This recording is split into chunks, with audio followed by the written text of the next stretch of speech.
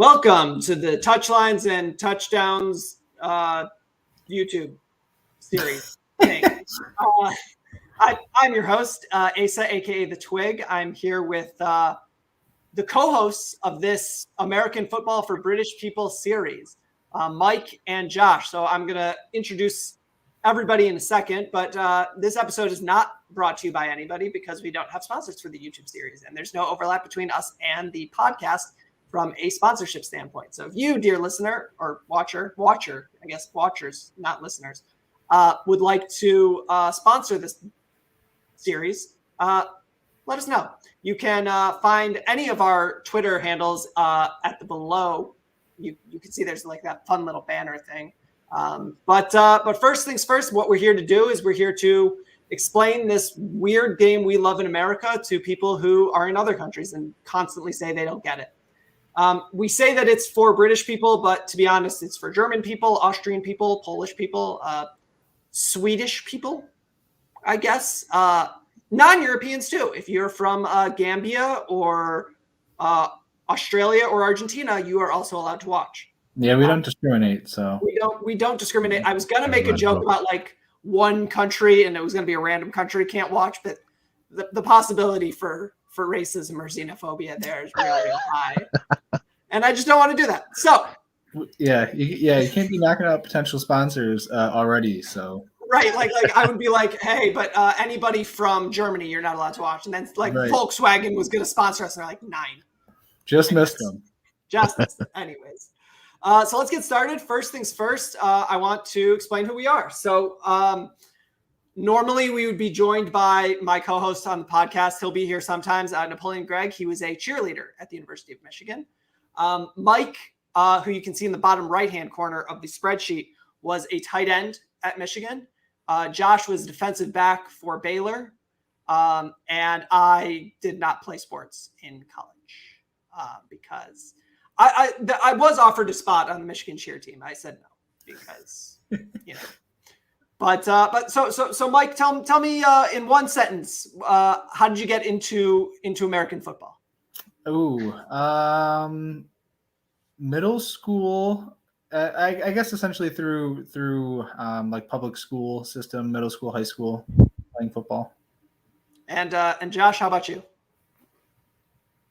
Well, my story is a little different because I moved to the U.S. from Nigeria in middle school, and so like I had no idea what American football was up until middle school. And when I started going to school, I was looking to play like soccer, which was I was more familiar with.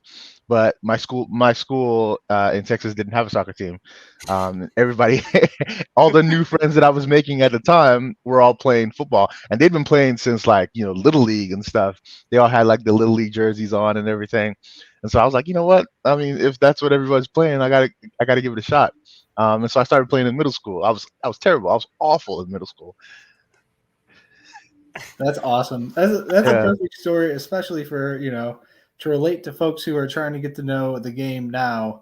If you could, rewind the hands of time, 15 minutes of you trying to figure out all of this. So that's perfect. Mm-hmm. And see, the nice thing about that is that like you do get to give that perspective of someone who like got through a good chunk of their lives without understanding this game. Because I'll tell you a fun story about me.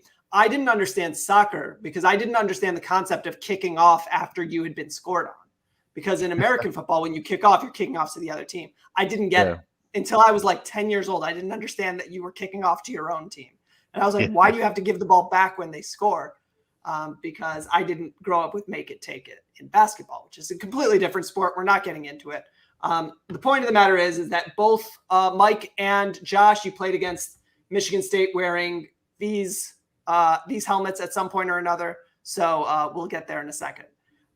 So let's get started. So we're here, like I said, to talk about American football. And so eventually this series will talk about scheme and plays and why American football is the most complicated game in the world by far. Needlessly so, I would say at some points. But right now we're at the basics, right? So we're talking about what is football, how does it work, including one of my favorite GIFs of all time, which is known as Scared Michigan Punter. I don't know which punter this is. Do you know who that is, Mike? Will Hagerup. Yeah. Wait, were you there for this game? I think that was 2 years after I had that. No, that was after me, I believe. Okay, so just some brief history on this. America left. The reason why American football exists is because America left Great Britain before the sort of the codification of soccer or association football. And so like we learned about this game of 11 on 11, but we learned about it like sort of through the grapevine, like telephone style. So like we were like, all right, 11 on 11, you got to move a ball down the pitch. And we were like, all right, so we're just going to like warrior it as much as we can. And like the Brits were like, no, you should like pass the ball. And we were like, no, we're not going to do that. We're going to line up 11s on 11s and we're going to run into each other. Great, cool. So I think the best way to describe football, and you guys like, you know, I put together this spreadsheet so you guys can sort of like talk on what your view of it is. But to me, it's a space accumulation game, right? Like you are trying to get as much space as possible, and your defender, and when you're defending, you're trying to prevent someone from accumulating space, right? Yeah, absolutely. And I guess also understanding the like seeing a football field and knowing, I guess, how things work. You know, the field itself, like you were saying here, is 100 yards long. 100 yards long. You know, we have increments broken up every 5 yards to help us kind of keep place of where we're going. Yeah, I guess the space accumulation, I guess, is I never really thought about it that way, but that certainly makes sense. Yeah, like and so another thing about it that's weird that people struggle with is that it's a turn-based game, right? So like if you think about it from a card games, right? Think about it like Risk, right? Like in a game of Risk, y'all know that game Risk? Yeah. So like in a game like Risk, like it's turns. Like you can only move based on the amount of turns you have. So like in basketball or soccer, it's constantly moving and it's constantly flowing. In football, it's like you have a play and then it stops and then you regroup. So it's a little bit different in that sense. So what that ends up with is you end up with things called plays, right? Like you don't really have set plays in football the way you do in like soccer or basketball, where it's like that's more like sets and motions and whatever. Whereas in football, it's like, nope, you are going to run 10 yards that way, then 3 yards that way, and the ball will be there. Or on defense, like these are the rules you have, so on and so forth. So you have the point of the game is to move the ball 10 yards in 4 plays, right? So that's the goal. And you know, if you can get the ball 10 yards in 4 plays, great. If you can't, then the other team gets the ball. I would say the goal is to score points. Yeah, the goal is to get in the end zone, or really just to score either, you know, in the end zone or a field goal. Yeah.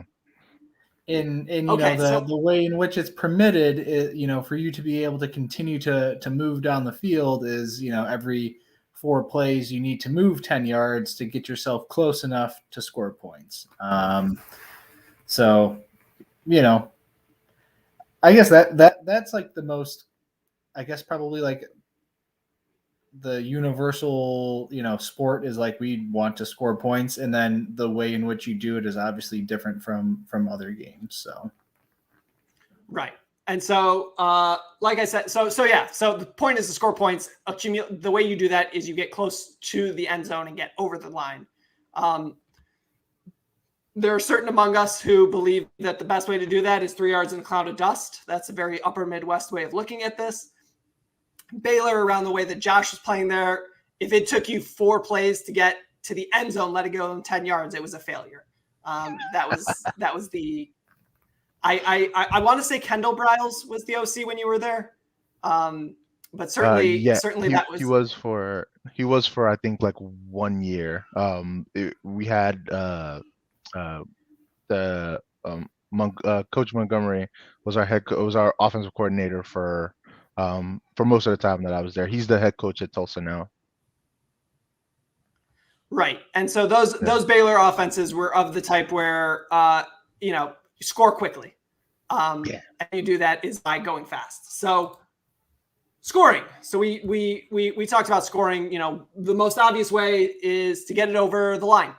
And the line is the end zone line. So those are the big, thick lines at the end, right? And we call that a touchdown. Touchdown. A touchdown, which for those of you who are watching this, that's the touchdown part of touch lines and touchdowns. For those of you who are watching this and don't know what the touch line is, it's the out of bounds line in soccer. This is an earlier version of this slide deck. Apparently, I didn't save the edits. There were a whole bunch of edits that were supposed to be here, and they are not. So, anyways, what is Josh? How about you explain to us what is the point after, and why does it sometimes worth 1 and sometimes worth 2? The point after is after your team gets in the end zone and scores a touchdown, you have a chance to either add an additional point or an additional 2 points to those 6 points that you get from scoring a touchdown. To get the additional point, you have to kick a field goal through the big yellow uprights, and they're usually yellow in most places, right? So I think some lower divisions they're like white in like high school or something, but through those uprights, your kicker has to kick the ball through the uprights to get the additional point. If your team elects to go for 2 points, then your team basically has to run an offensive play from I believe it's the half-yard line or the 1 yard line, going into the end zone, and you have one try or basically one play to get the ball into the end zone to get 2 points. If you don't, then that's the end of the play. You kick off afterwards. Right. And we'll get to kickoffs in a second here. So kicking the ball, going through the uprights, sometimes it's worth 1, sometimes it's worth 3. So obviously in those situations, it's if you are trying to get to the end zone and you can't get there, but you're close enough that your kicker can kick the ball through the uprights, that's called a field goal. That's 3. Mike, I want you to talk to me about safeties. So safeties are something that occur actually pretty infrequently, and part of the reason why is you have to be, as an offensive team, backed up very far. So, if we think about the middle of the field being the 50-yard line, you're backed up, as far back as you can almost, and you essentially have to run a negative play. So something to happen where the ball is being handed off in the end zone. Your quarterback is dropping back like in the opposite team's end zone, and you get sacked or tackled behind the end zone. That's essentially a way for the defense to accumulate points, is by essentially punishing the offense for being so incompetent that they can't even get out of their own end zone. So there's some other, some other times in which you can get a safety that are probably a bit more nuanced with holds in the end zone, but that's not for probably right now. No, and there's another way you can run out of the back of the end zone. Shout out Dan Orlovsky. That's right. It's the only time I can remember that ever happening. You can snap the ball out of the end zone, out of the back of the end zone. Michigan State did that once against Ohio State. That was fun. Yeah. And then also, Mike, were you ever on the field when you gave up a safety? Because I imagine the yelling by the coaches in that scenario is probably one of the funnier experiences you can have. I don't think so. No, I don't think so. Even like going back to like high school and stuff, I don't think I've ever remember being part of something like that. So dear watchers, that's how rare it can be. So when you talk about the rules of football, I need to express this, and you guys probably understand this as well as anybody. The rules are incredibly confusing.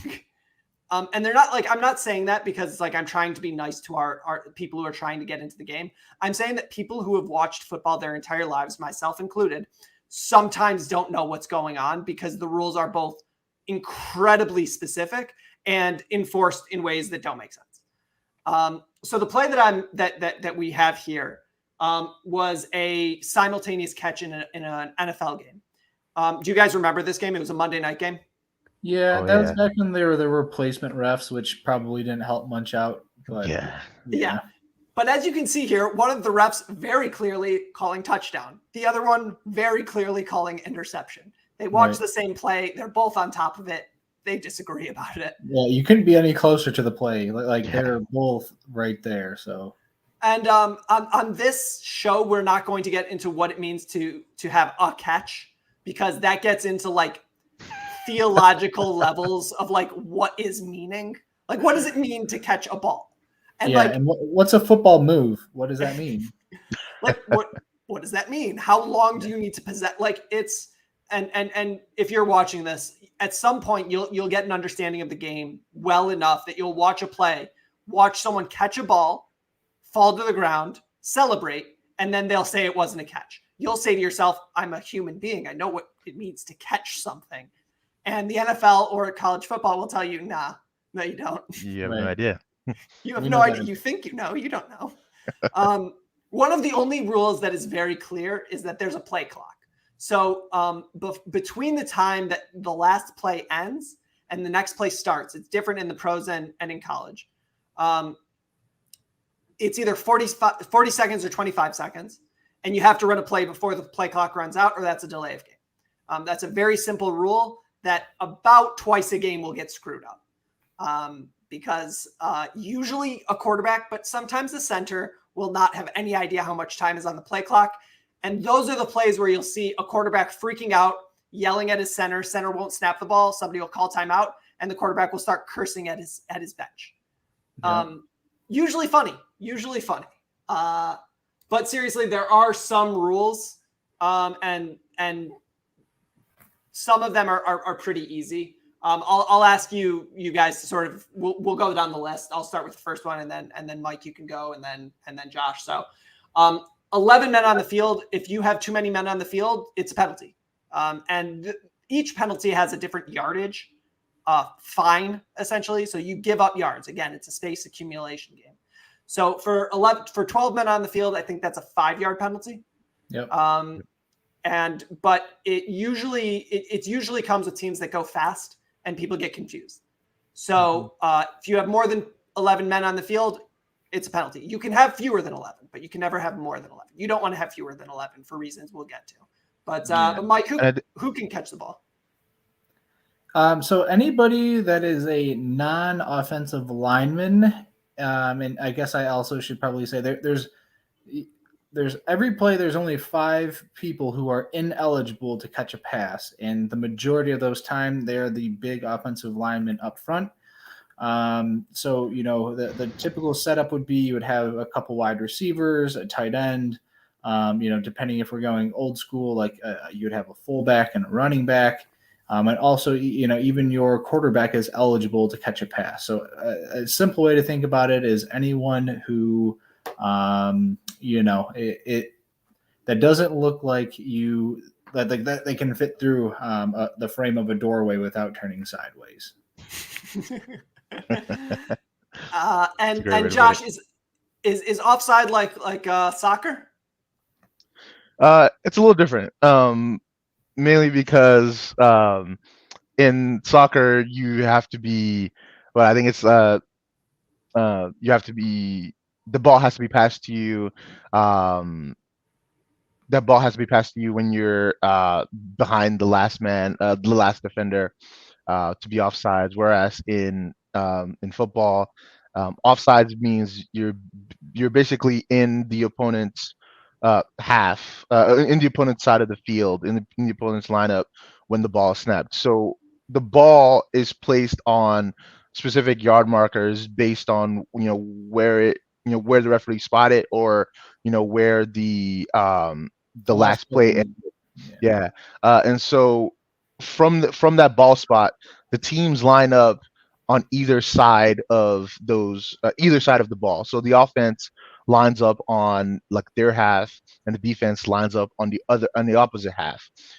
So offside is when the defender is on the lines up on the offensive side of the ball when the ball is snapped. So a lot of times it can be, you know, as close as, you know, like part of their helmet sticking out in front of on the line or in front of the line, and other times it could be as blatant as, like, you know, the entire defender, you know, jumping the snap before jumping the snap and being offside once the ball is snapped. So that's offside in a nutshell.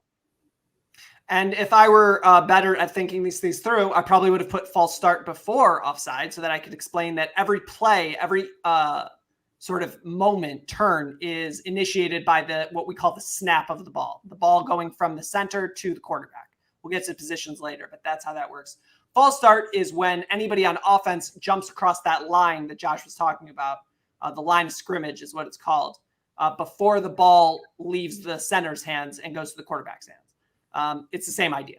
So let's talk about, Mike, let's talk about what holding is and how it never happens, right? Yeah.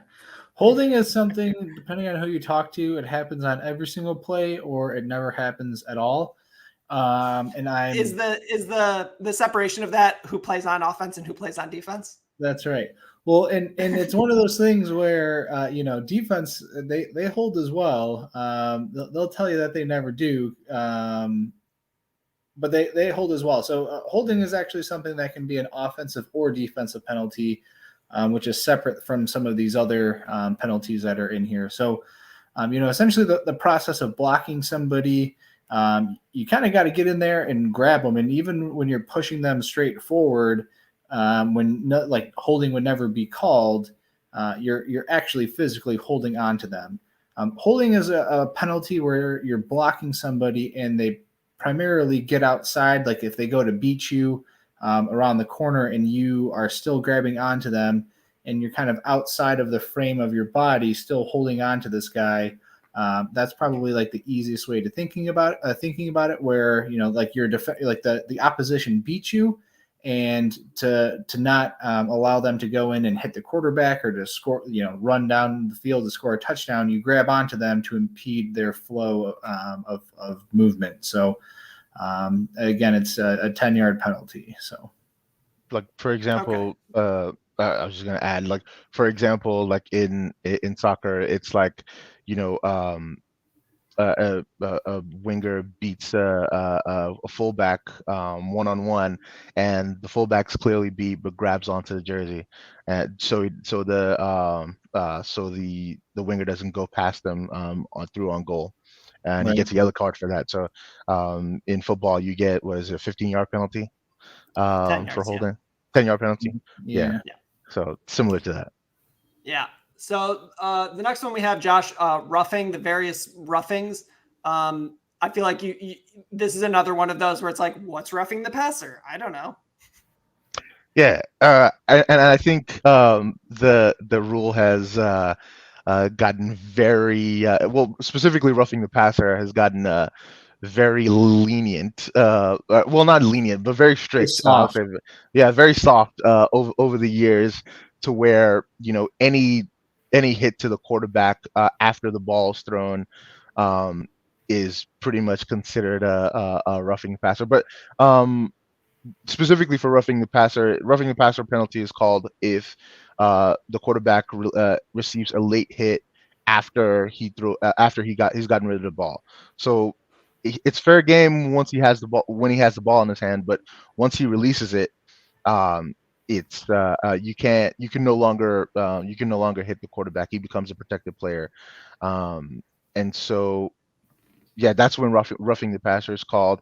And there's also roughing the kicker, in which the concept is pretty much the same, where once the kicker receives the ball and kicks it, he becomes a protected player. You cannot hit the kicker after he's kicked the ball.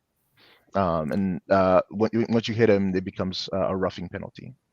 Right. So the concept with roughing penalties is that somebody who shouldn't be hit after a play happens gets hit.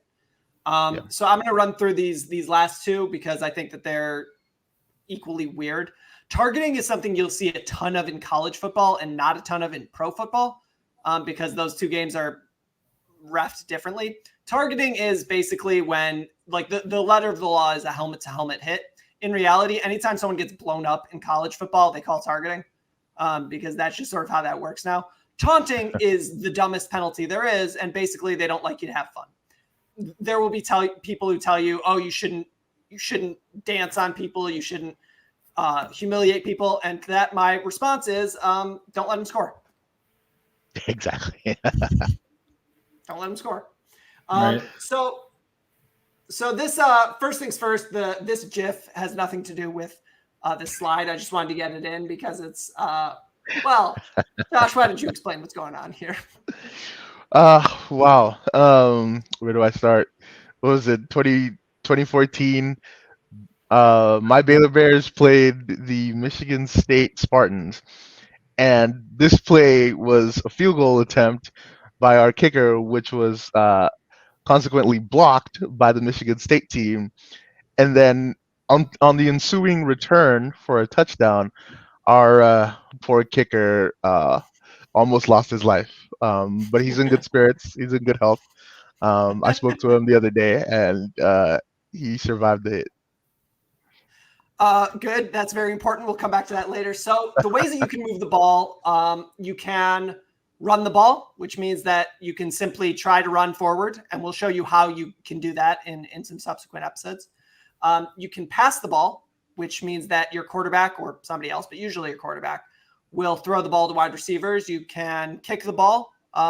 This is where it diverges a little bit from rugby, which many of our listeners might be a little more familiar with. You can't kick to advance the ball in your way. When you kick the ball in American football, it either means that you are kicking a field goal, which we talked about, trying to get it through those yellow uprights there, or you're giving the ball to the other team, either through a kickoff, which happens after you score points, or a punt, which is the Midwestern way of saying winning, right? Because when you punt, you're getting field position. And again, it's a space accumulation game. So got to pin them deep. You got to pin them deep. So this is sort of what defense is. So just the way that you can be solid defensively is you stop the team from scoring. So Mike, how would you stop a team from scoring if you had to choose to do that? Ooh, man. So the way that I guess that teams are different in terms of if they're a run dominant team or a pass dominant team. Essentially, what you need to do is it's okay to let a team gain yards against you. You just don't want them to score. So you're okay with giving up some small play, sometimes making sure that you have enough guys on the back end to always tackle the offensive players as they gain yards. I guess I would. I'm a bad person to ask how to make a defense work. So no, it's the same concept that the offense tries to do. I guess the easiest way to say it is just to try to dominate your opposition and make sure that they are unsuccessful at being able to, I guess, run the ball. So by having a really stout defensive front, like the down defensive linemen and your linebackers, you can stop them from running the ball.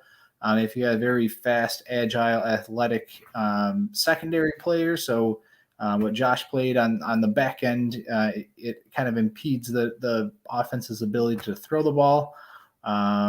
So you kind of have to defend multiple aspects of the game. If you're really good at just stopping the run, but if your pass defense is awful, you give up 50 or 49 points or 56 points in the first half to Ohio State this past year.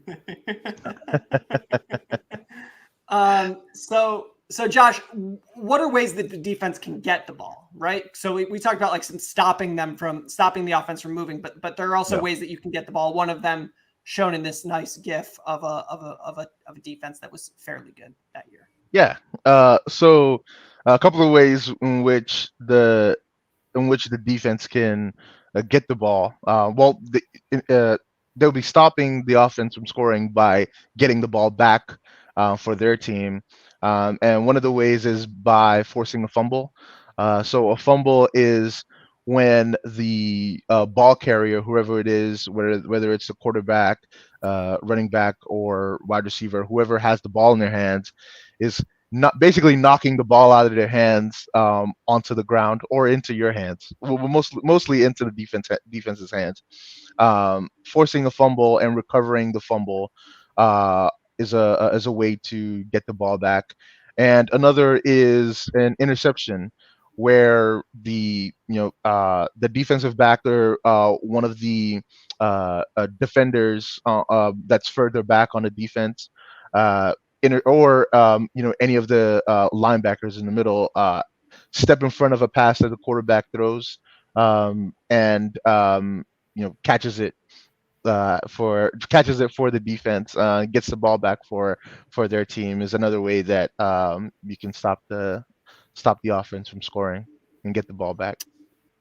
So the three ways that a team can get the ball back is the offense fails to get 10 yards, or you like Josh said, you get a fumble, which is what we're watching here. This is a quarterback who did not realize that somebody was coming off of the edge. Somebody on the offensive line messed up, and ball pops out. Those are fun. And then the other way is through interceptions.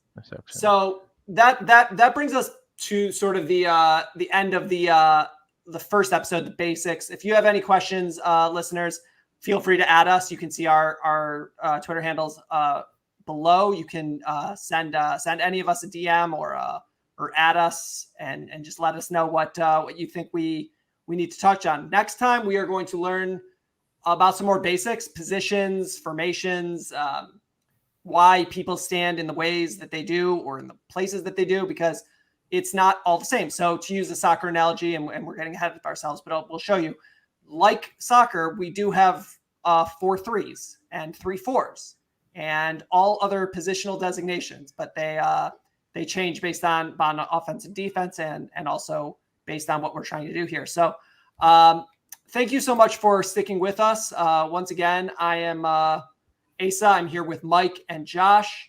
And we really appreciate you sticking with us. We'll see you next time.